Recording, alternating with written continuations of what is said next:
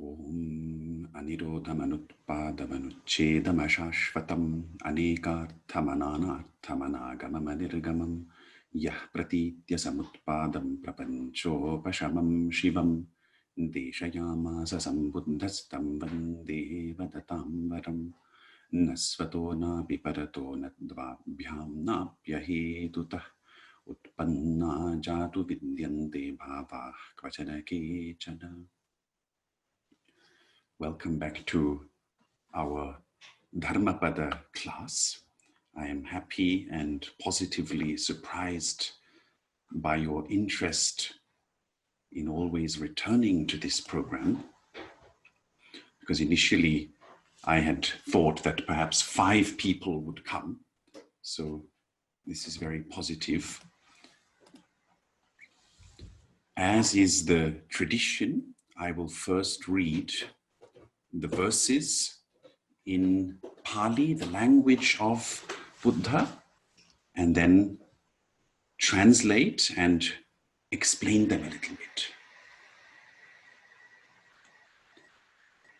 Anikasavo kasavam yovatam paridahissati apeto damasacchena naso kasavamarhati yo chabantakasavassa sile sususamahito upeto damasacchena savekasavamarhati. The context of this verse is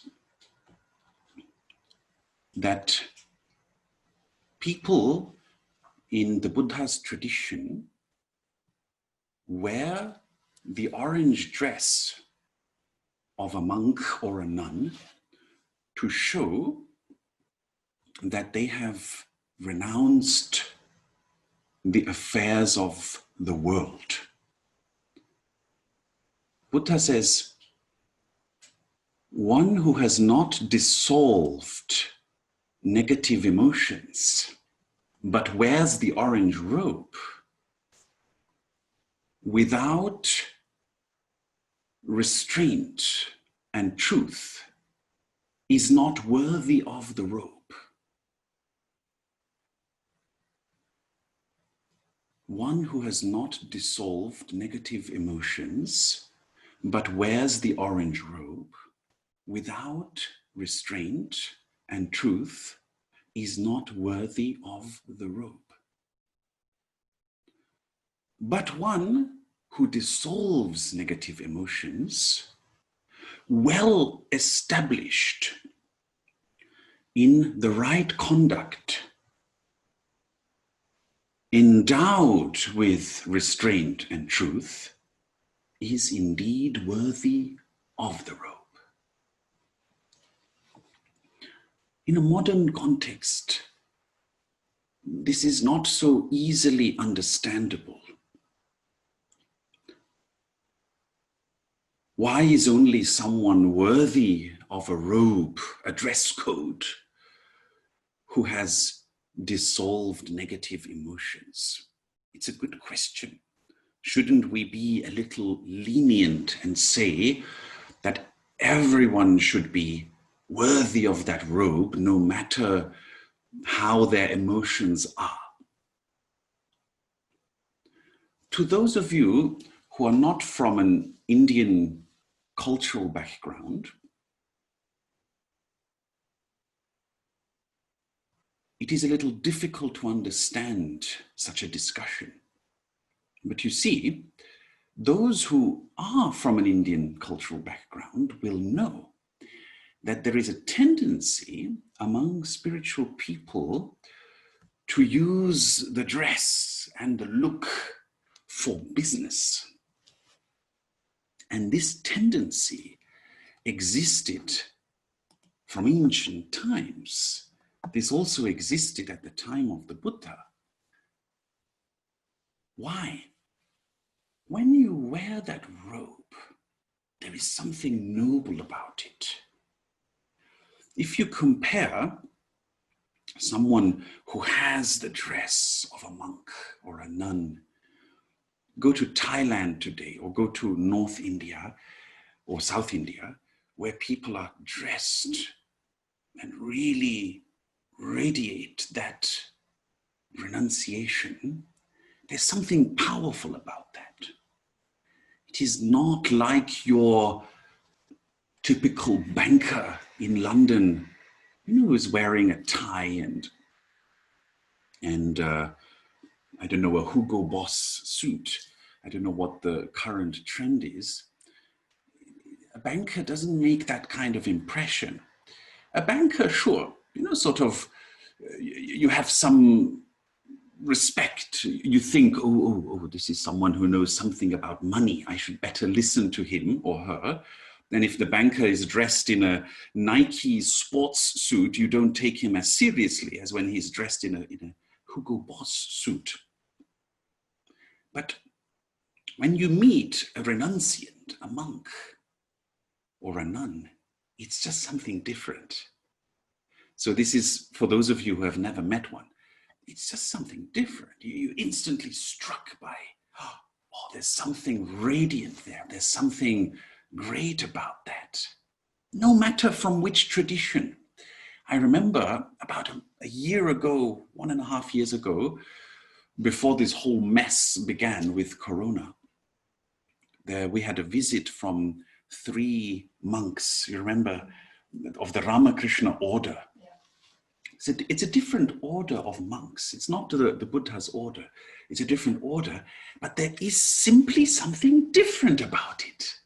They came to our house and you just instantly, you get this sense of being uplifted. You just feel good and you feel a little bit ashamed, isn't it? You just feel a little bit ashamed, when you have a big TV and all these things, and then you have these 3 monks coming and they're radiating joy and they're radiating freedom. And here you are, sort of grumpy and you need 3 coffees to feel better. And these 3 monks come who have not a penny. They don't have a penny in their pocket. You see, you have to understand this. They own nothing. 0. Even the suitcase is just, sort of ancient, 15 years old and given by somebody. And yet they are the ones radiating that uplifting freedom. And then I remember what he said to us. He said, I give you one piece of advice. Don't buy too many things. I don't know if you remember this. He said, don't buy too many things. Keep your home simple. Keep it simple. So what I want to tell you is simply that a true monk or a true nun radiates something. And unfortunately, in today's time, there are less and less true monks and true nuns. And what the Buddha is saying here is that the robe means something. When you are wearing that robe, it should be aligned with your inner state. You shouldn't be wearing it in order to make business. Because unfortunately, when there is that quality to the look of a monk, when there is that radiance, then someone who is not authentic can use that to make business. You can pretend to be a monk and you can say, oh, I have so many disciples back home in India. Can you give me money? I need to feed them, which might even be true. So you see, it's such a nitty-gritty. The truth is so difficult there because you see, on the one hand, it's true. The monk might actually have a lot of disciples whom he has to feed. Did you see this? There's a problem there. But he might also be faking that. He might be pretending, or he might show you an exaggerated look of his monastery.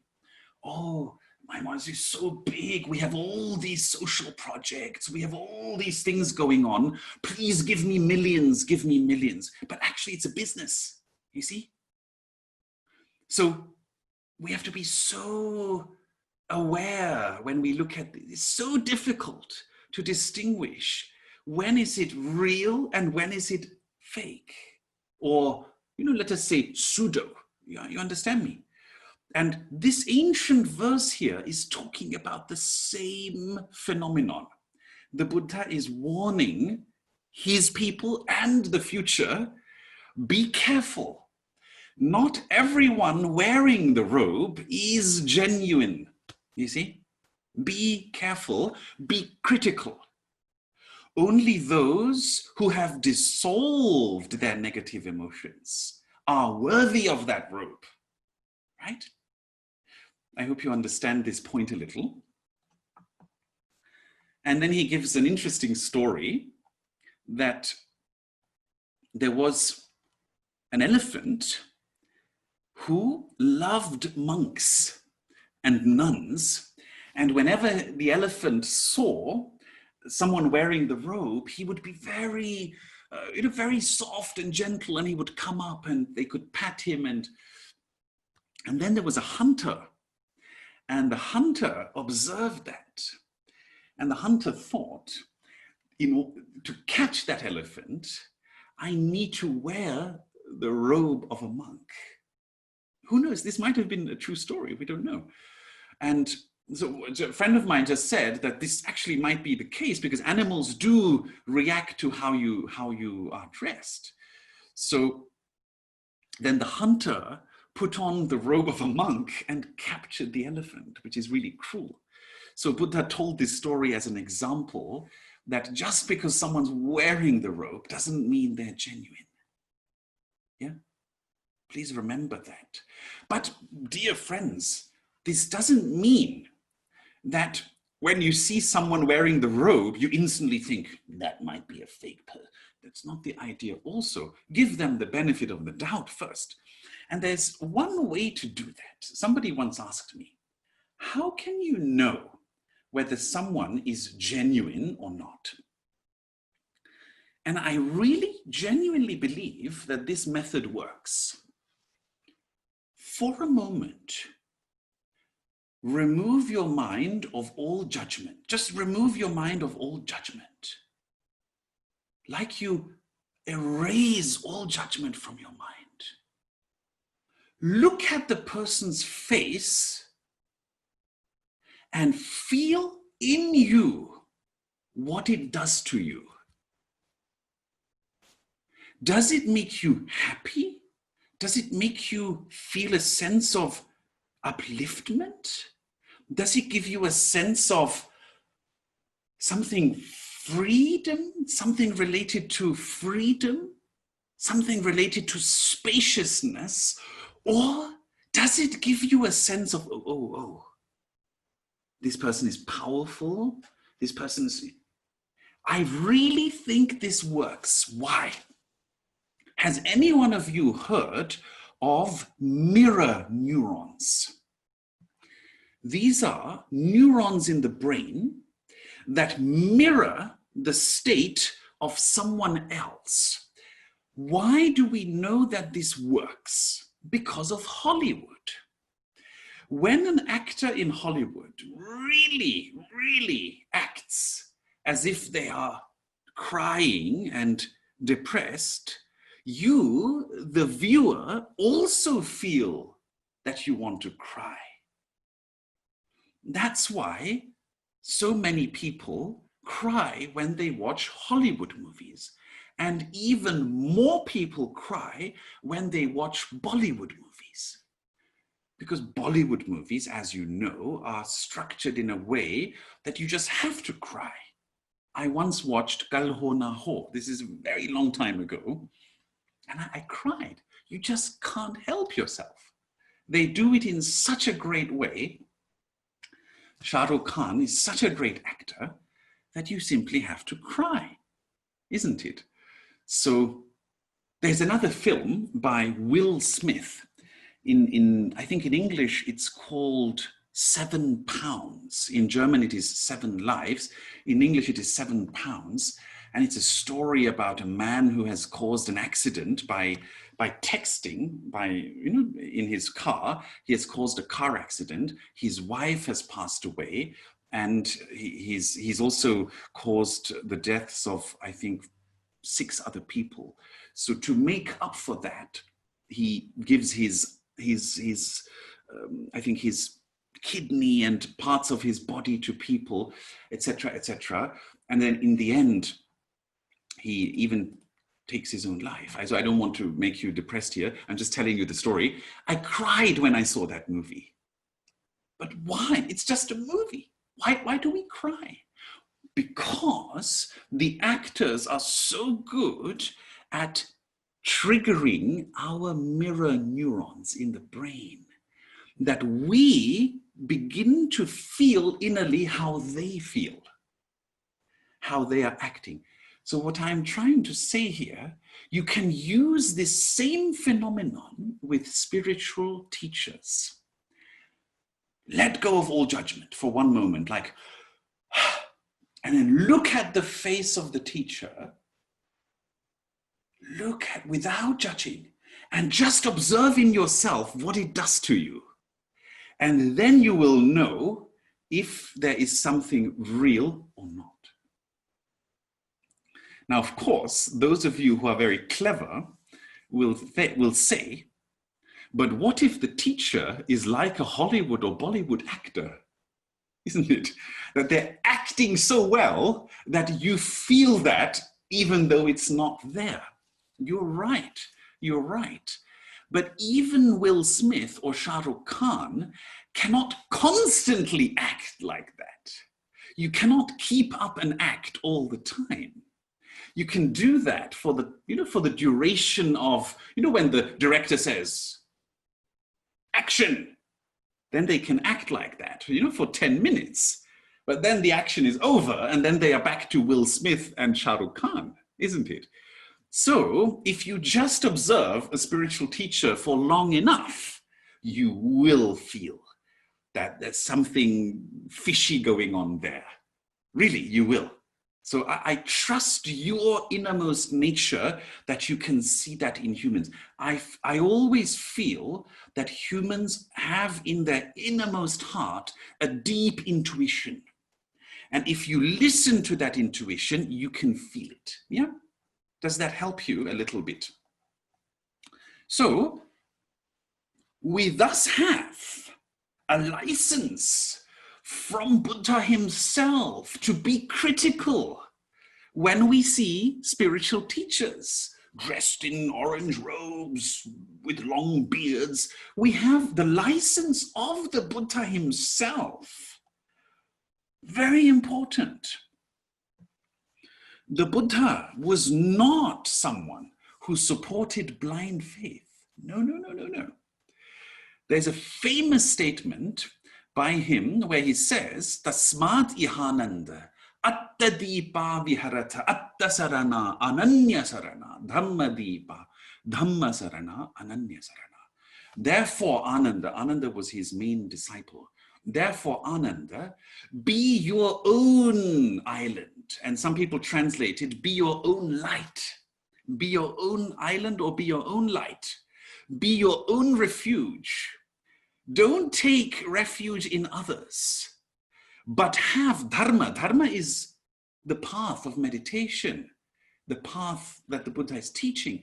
Have dharma as your island or light. Have dharma as your refuge. Don't take refuge in others. Buddha said this in the sense of, don't just do what others tell you.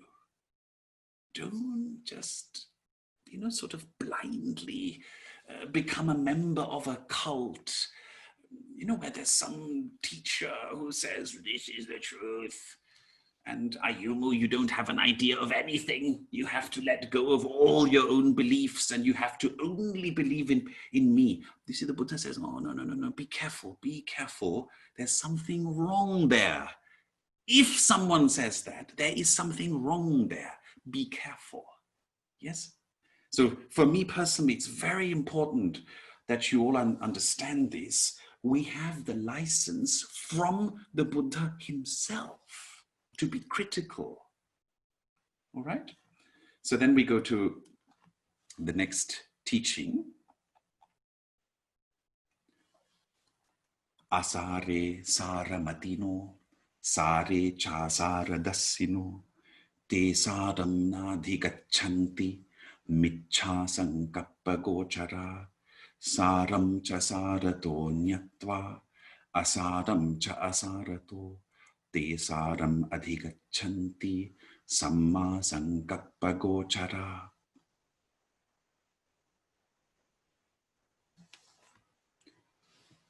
Those who think that there is meaning in that which actually is meaningless, and who see meaninglessness in that which actually is truly meaningful, such people do not understand the essence. Their minds are centered on a false understanding, or a false view, we could also translate it. Those who think there is meaning in that which actually is meaningless, and who see meaninglessness in that which actually is meaningful, such people do not understand the essence. Their minds are centered on a false understanding.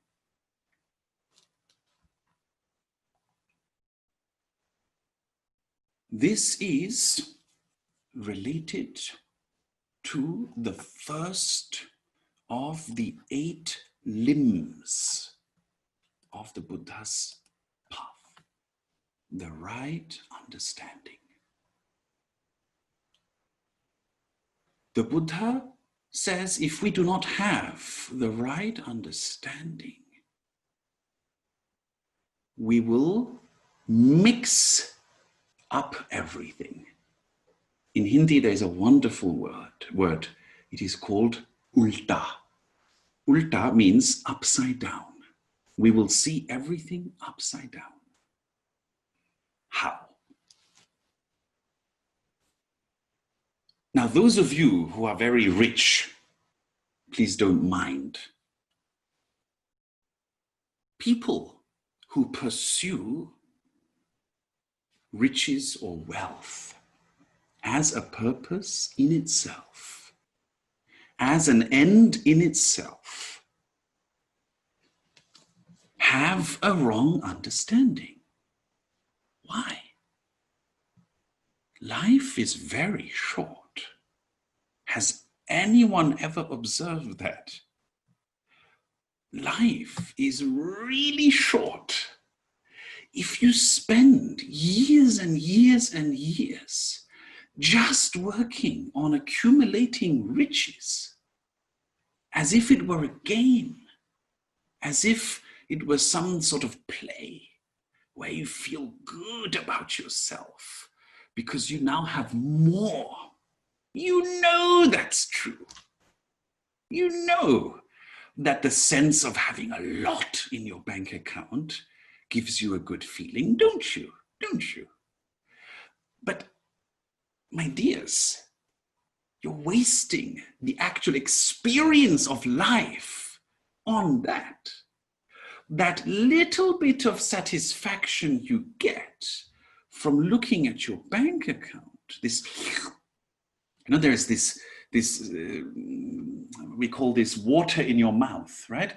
It is like when you find some tasty food or some chocolate, or I get it when I see salt and vinegar chips. And these people, and I know they are right there among you. I'm not going to name names, but they're right there. It is a fact that you get this when you see your bank account, don't you?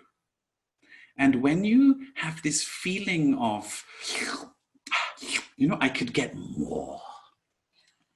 I could get an even greater investment. And now please, I know I'm trashing you, but look at what you're doing to your life.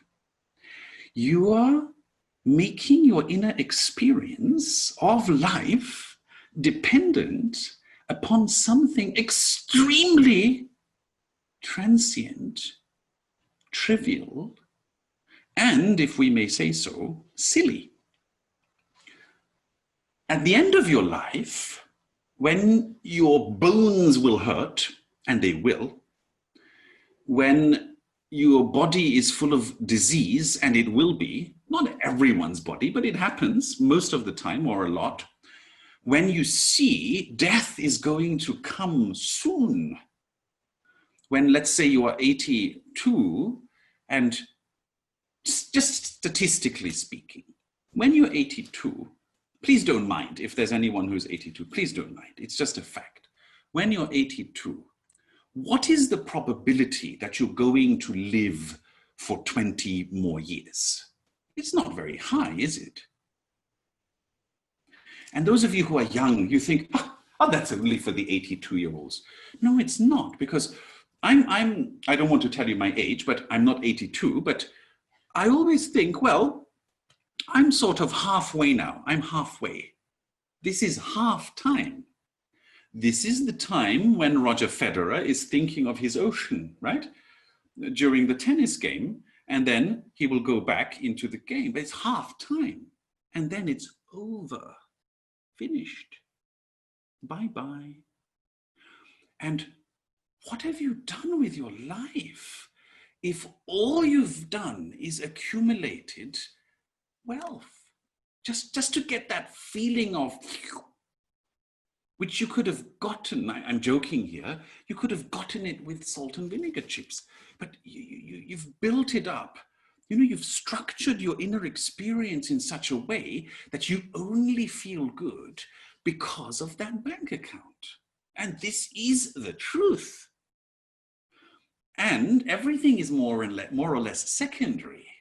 Oh yeah, it's also part of the deal that I need a wife or I need a husband and I need some status in society. People need to respect me, you know, so, and all that. And all these things, they are so silly. It is so silly. When my grandmother was 96, shortly before her death, she told me, I asked her, can you tell me something for my life? And she said, this is really the truth. She said, if there's one thing I can tell you, it is life passes away in the blink of an eye. That's what she said. The blink of an eye. That's how it feels. And she said she was 96 when she said that. It passes away so quickly. Therefore, if you see meaning in something that is actually meaningless, to have riches as an end in itself is totally meaningless. It really is. Please understand this. You're really wasting the experience of your life. And all you will have when you're 82 is this sense of, yeah, I was successful. I had this and I had that. And what have you achieved with that? Nothing. Now, I'm sure there are those among you, and those are, of course, the ones who have the riches, who are thinking, oh, but he's being so mean. It's only because of wealth that we have cameras, that we have computers, that we have all these facilities. Yes, sure. No one said that all these things aren't useful. Now, careful, make a difference here. Useful is not the same as an end in itself. Useful means that it is useful for someone else's benefit. You understand this? To use wealth and riches for someone's benefit is something different. It is not the same as to pursue it in order for you, my dears, to feel good. Do you see the difference in that? So if you are accumulating wealth, you see, if you're just surviving like most people, you're not even the target of this criticism. I am talking to those who are doing it for the sake of the game, like Mr. Trump. You know, the game. And who knows, maybe he's doing it for the sake of others, and then it's wonderful. So we can't judge people here. everyone can look into their own heart. How am I using my life? Am I using my life to fulfill my innermost dark shadows? Or am I using my life meaningfully? This is what the Buddha is suggesting here.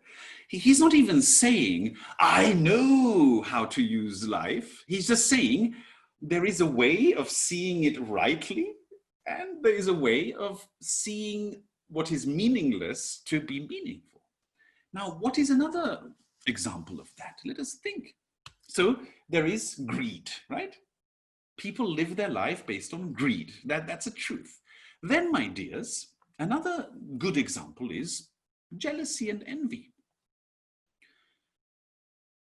Many people live years of their life based on the emotion of jealousy and envy. This is a fact, my dears. It really is so. It creeps into the subconscious, sort of unconsciously. You want to be better than your brother, and it's sort of innocent and sweet. It's sort of, oh yeah, he wants to be better than his brother and all that. But my dears, it's not so innocent and sweet. The person's wasting 10 to 15 years of his life based on the emotion that he wants to be better than his brother. That's not innocent and sweet, my dears. That's sad.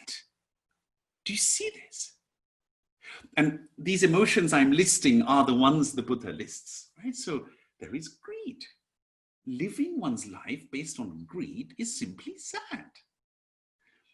Living one's life based on envy and jealousy is sad. It is just sad because you're making decisions based on a negative emotion. Because these emotions, there are 5 basic emotions in the Buddha's system of teaching. And these 5 basic emotions are called afflicting emotions. That's why I call them negative emotions. They're called afflicting emotions. Why are they afflicting emotions? Because they lead us to live life in a certain way without even reflecting. We're only doing that because of that emotion. So, very practically speaking, my dears, can you look into your heart and check, could it be that you are living part of your life based only on the emotion of greed, based only on the emotion of envy or jealousy? Can you do that for me? You can just check yourself. I'm not going to do it for you. You can check it yourself. Is this period of my life, which is currently going on, is it based in part on this emotion? And if you're very honest to yourself, and remember, in the previous verse, the Buddha said, truth, truth. If you're very honest to yourself, and don't worry, I'm not going to out you. I'm not going to tell people about it. You are looking at your heart.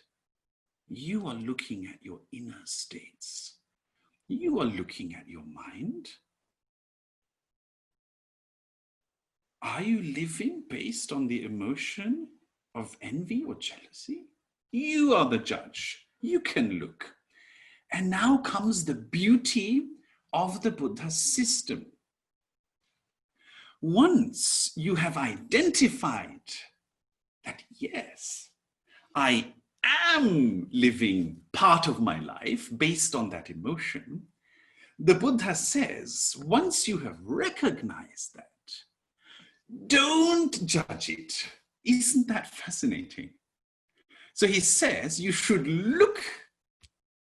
really look at your heart and mind, but then don't judge it. Observe it. Observe it. Observe it. This is his teaching, which is called sati. Sati means mindful observing. That once, I'm just naming Ayumu because I happen to see Ayumu on my screen. There's no other reason. I don't see anyone else. So Ayumu, if you see that you are living your life based on the emotion of fear, don't judge yourself, but observe the fear. Observe it, observe it, observe it. And then the Buddha says, if you really genuinely do that, something marvelous happens. With time it happens. The fear begins to dissolve and you gain clarity. This clarity is called prashraddhi or pasaddhi in Pali. You gain clarity. So, if I can break this down further, the teaching of the Buddha is, first of all, to be absolutely honest with yourself, not to let yourself be driven by these afflicting emotions, but to truly see them. And when you see them, not to tell yourself, no, I don't live based on jealousy or envy. No, that's for others. You see, that would be a false understanding. A truthful understanding would be to say, it's true. I am mainly doing this because I want to be like my brother or my sister or my friend. Because in truth, I'm actually jealous of her or him. I can tell you a little story here, which is absolutely true. And Tripura knows this because she always makes fun of me once in a while. For the better part of maybe 2-3 years in India as a youth, I was only studying Sanskrit because Siddhartha was studying Sanskrit. Really. Siddhartha was 3 years older, and I grew up, sort of with my parents always in awe of Sanskrit, in awe of all these things. And then we went to Rishikesh on a holiday, and I saw this 3 years older friend of mine, Siddhartha, and he was speaking Sanskrit with his father. And the truth of it is, if you really, really break it down, the truth of it was, I simply wanted to be like him, but not even in a good way. I was just jealous of him or envious. So initially for the first 2-3 years, I was just doing it from a sense of, I want to be like him. Really, this is just the truth. But then slowly, you see, fortunately, we were studying the texts that were telling us to observe the mind. You know what I'm just telling you now? And then you start observing your mind and you start thinking, I'm doing this because I'm jealous of him. Oh my goodness, right? So you sort of wake up. This is what the Buddha calls waking up. It's like waking up from a slumber. So Neelam, I don't even know you, Neelam, but if you are doing things in your life based on one of these afflicting emotions, the Buddha would say, wake up, my dear. See it, truthfully see it, and wake up from it. Wake up. Witness. And then your mind changes, because why? Think about it. Once you understand that you're actually doing things because of jealousy and envy, do you then still do them from that? No, right? Because you know it. You're witnessing it. So nowadays, when I see Siddhartha giving a brilliant presentation on Facebook about something, I don't have the sense of envy or jealousy. I have a sense of admiration. I have a sense of joyful appreciation. And there is a word for this. It's called mudita. This is also in the Buddha's teaching. You will see later. I have joyful appreciation for it. I think, wow, he's doing something great. And she's laughing because she thinks that's not true what I'm telling you now. She thinks I'm still jealous of him, right? That's why she's laughing. But the truth is, no. I have genuine appreciation for him because he's brilliant.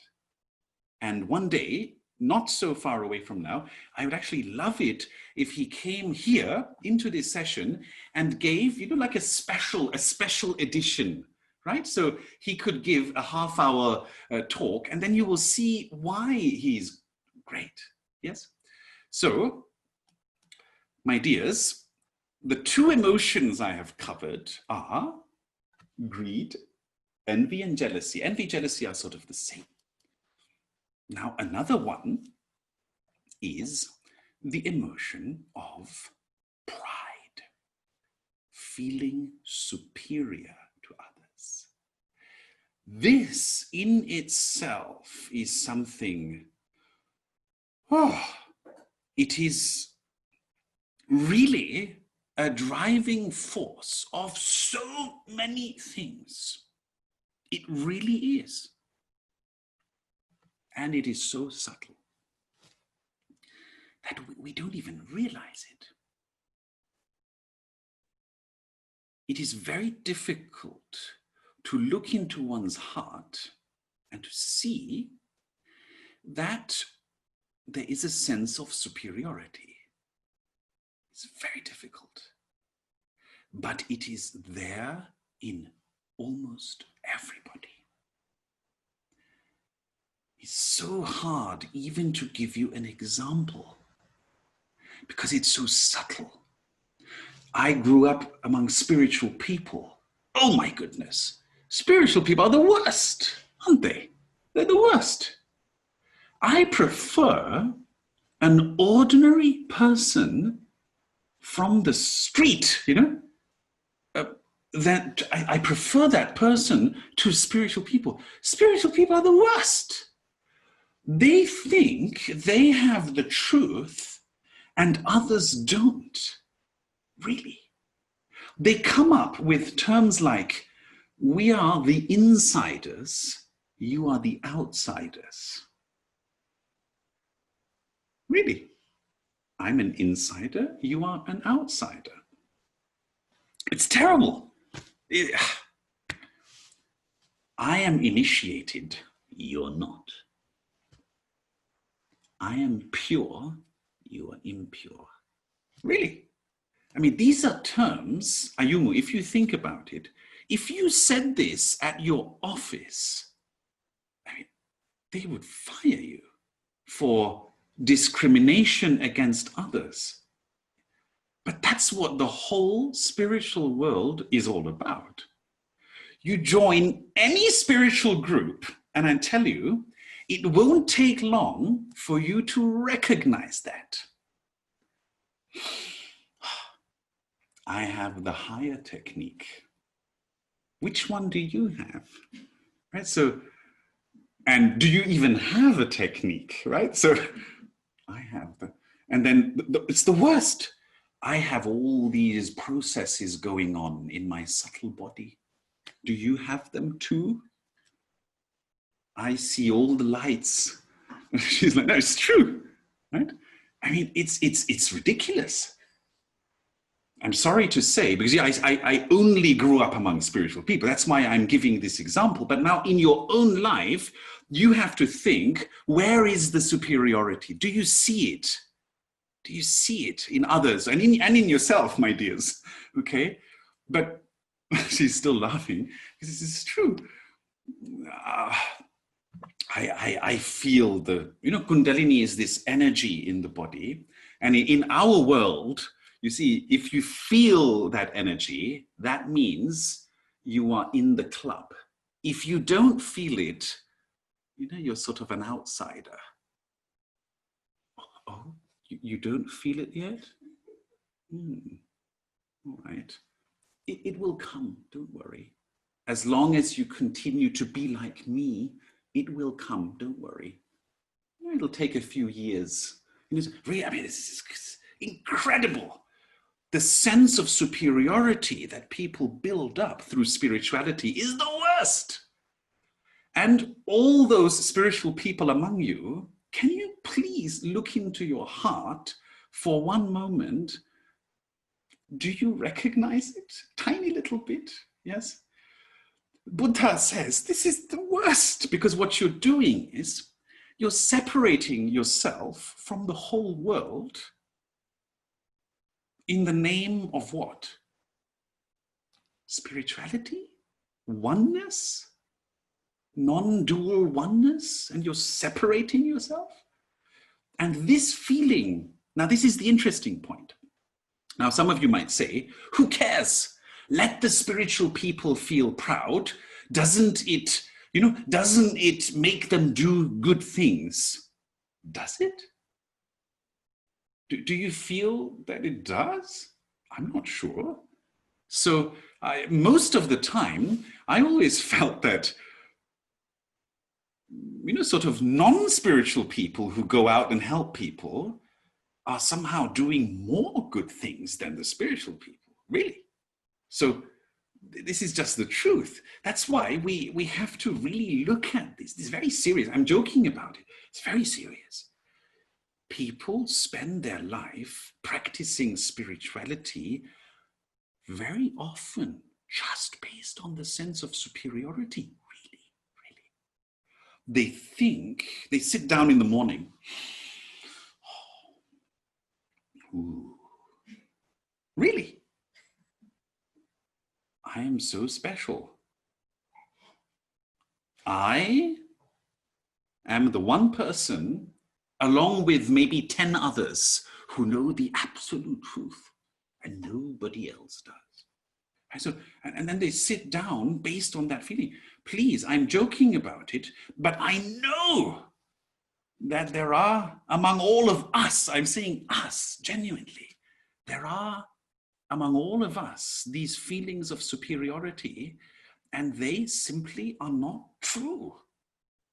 And if we are practicing a spiritual path based on a sense of superiority, it is not going to lead us to the goal, you see? That's why it is so tragic, because it doesn't lead to enlightenment. Enlightenment is beyond these 5 negative emotions: greed, jealousy or envy, superiority, and the next 2 we will discuss next time. Enlightenment is beyond these. So if you have these, my dears, no matter how subtle they are, if you're proud that you feel Kundalini inside you, like, ooh, if you're proud of that, my dears, it means you're not going to attain enlightenment. That means you are ruining the path for yourself. Please understand that. That's the teaching of the Buddha. It means you're ruining the path. It is like you've bought a Tesla. I'm not even denying that you are feeling things. I'm not denying that.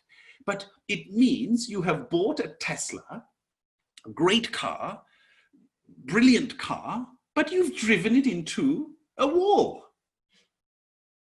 That's really what it means, you see? If you're living your spiritual life based on the feeling of superiority, it means you've bought a Tesla and you've driven into, I don't know, into Ayumu's house, right? You've driven it into the wall, and then your Tesla is useless. So please understand this. Look into your heart. All right? This is the teaching of the Buddha. And it's a tough teaching. It's a tough cookie. Okay? It's a tough cookie. And we have to accept the teaching in its fullness. We can't just say, oh, we want that part of the teaching that makes us feel special, and we leave the other part, because then we're not following the teaching. Yeah? So someone who's practicing this is constantly looking into their heart, always. Constantly looking, is my heart full of maitri? That's the Buddha's primary teaching. Is it full of maitri? Am I observing? But this is not about judging yourself. It's about knowing yourself. Last point before we go to question answers. Ayumu, I'm sorry to always name you. You're the only one I see. And Neelam. Ayumu, do you want to live your life based on an illusion? Even if that illusion is nice, right? So supposing I feel some energies in the body and I feel, special about that. I'm so special. But that's an illusion. Do you understand this? It's an illusion. I'm not special. I'm just feeling some energies in the body. I'm not special. So do you want to live your life based on an illusion? Nobody wants to do that, right? I mean, if you want to do that, that would be strange. Nobody wants to live their life based on an illusion. So the Buddha, all the Buddha is saying is, please look at your mind. Are you living your life based on an illusion? That's all he's saying. And now I don't deny that sometimes looking is a little painful. Why? Because you suddenly realize, oh my goodness, I'm only doing this because I feel special. Oh my goodness. But would you prefer to continue living like that? Or would you prefer to have self-knowledge, to have true understanding how your mind is? Did you see this? That's the first of the 8 limbs of the Buddha's path, is to really look at yourself, and to think, what am I right now? How is my mind? How are my emotions? And then to look through, to see through the illusions. This is what another teacher, Shankaracharya, calls viveka, discerning truth from untruth. You don't want to live your life based on an illusion. So if you're doing things only based on greed or envy or sense of superiority, you should better look at it, yes? But that's the teaching for today. I'm sorry that it was a tough cookie, but it has to be said because we're teaching the Buddha's teaching. This is not a wellness class. This is not a spa, all right? This is the Buddha's teaching. If you want to go to a wellness spa, I'm sure Ayumu or Yuka have a good recommendation for you in London. All right? So now let's have some question answers. You can write them in the chat if you like. I know it was a tough cookie today, but you can also speak it as you like.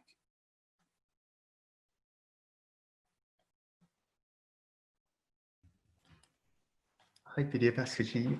Yes, you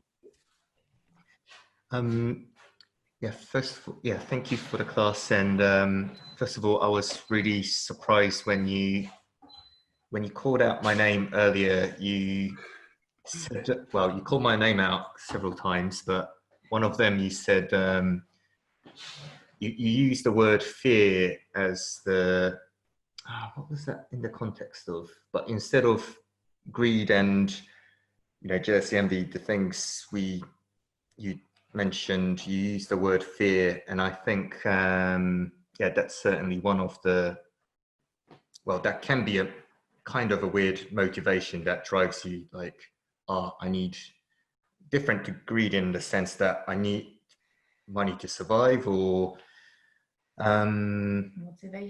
motivation. Yeah.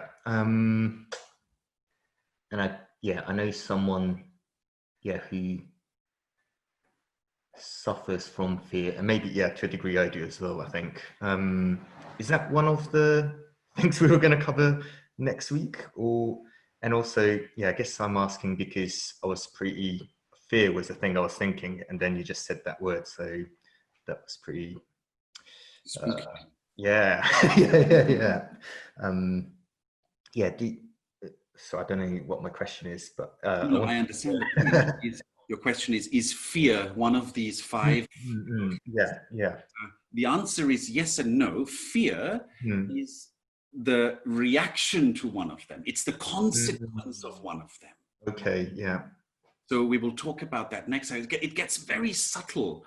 So you see, fear is a result of something. Fear is not just a natural state that is always there. Let me clarify, for instance, have you observed a gazelle in the forest, not the forest, in the tundra or Sahara, not Sahara, what do you call it?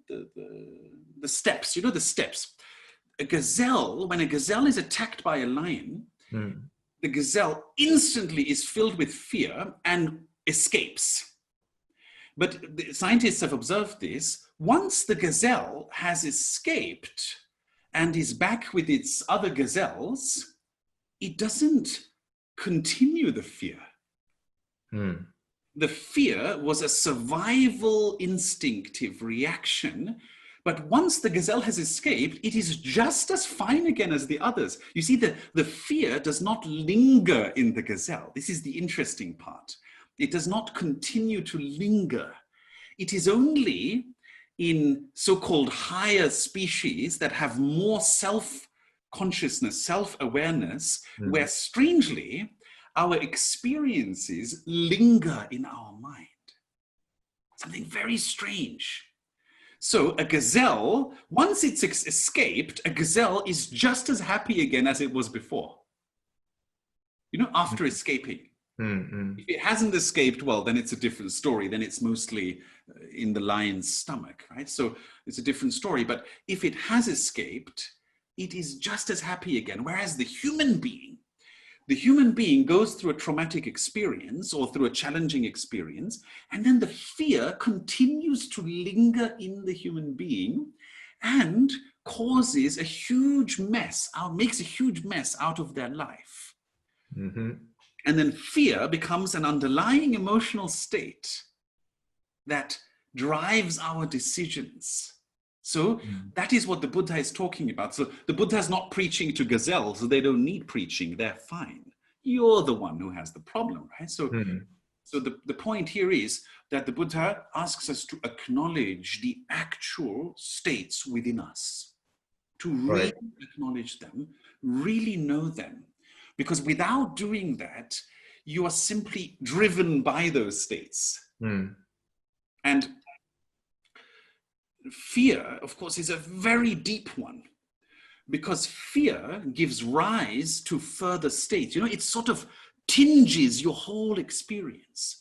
Once you are in the spiral of fear, it tinges all the other experiences. And of course, can become something like a disorder almost. You know that, right? There's an anxiety, an underlying anxiety. And the first step is, of course, if someone's fear and anxiety is so strong that you can't overcome it yourself, then you need someone's help. But to admit that to yourself is already courage. To admit that you need someone's help takes courage. That means you're already finding the way out. The problem is when you're not admitting that, when you are so caught within your own inner self, your inner experience, that you think, I can handle this myself. I can do this myself. I don't need anyone's help. But the truth is you're full of fear, full of anxiety. So the Buddha is all for help. You will see this in the course of this teaching. The Buddha says, the helpers are the others on the path, the others who are trying to achieve freedom, who are trying to achieve happiness. They are your helpers. So you should take their help. That's why they're there. If you don't take their help, it means you are, sort of self-isolating in a bad way. Then you're isolated within your fear and you're not taking help. So the first step out of fear is, first of all, you must know that you're driven by fear. And the second step is to accept help, to understand there are others who can help you. Not only you, I mean the people you know. So very concretely, Ayumu, please tell the people you know to get help. Don't stay with that fear. It's not going to get better if you don't get help. But did you say fear is a result of those? Yes. I can't remember the number, 5. Yes. Okay. It is a result. It's a result. When they accumulate in such a way that they are never resolved. Okay. So let me give a tiny example. If you have a lot of greed, or if you have a lot of envy, or if you have a lot of superiority, and that begins to overwhelm your inner being, begins to overwhelm you, or you want, and it begins to overwhelm you, and you don't get what you want, or you don't actually become like your brother or better than your brother or sister or whoever, then the result is that you don't like yourself anymore. And not liking yourself or not liking your condition. So you see, you might like yourself, but you don't like your situation anymore. There is a severe sense of dissatisfaction. And when this is not resolved, Ayumu, when this is not resolved, eventually down the road, it turns into fear. Mm-hmm.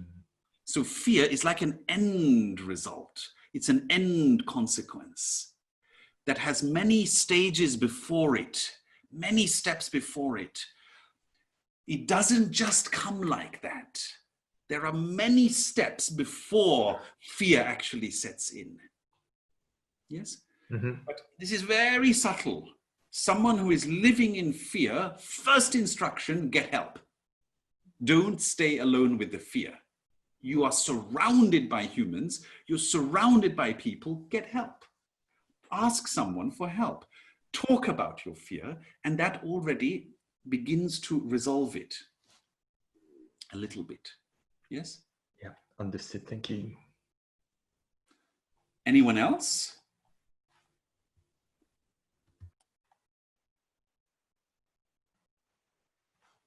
I believe there are no chats. So I know today was a tough one, and I announced it in the group. I said, I will try to be serious and solemn. The next time will be a little easier again. So don't worry. We will follow a structure of, sometimes it'll be tough and sometimes it'll be easy.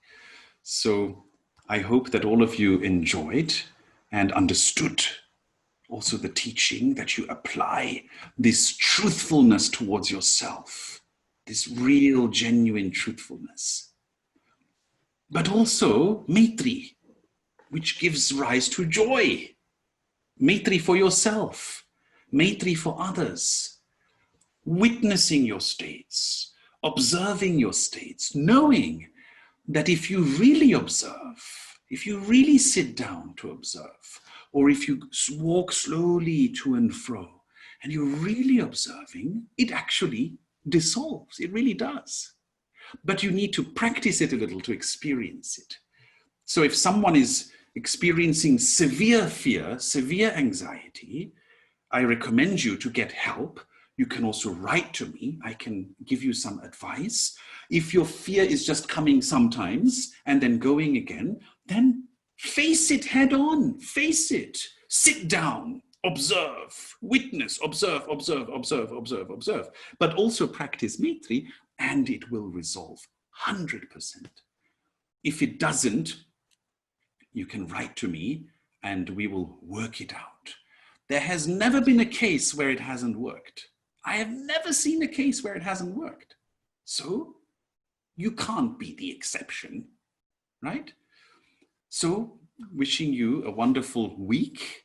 And is it week? No, today's Saturday, weekend, right? So you see what kind of world I live in, right?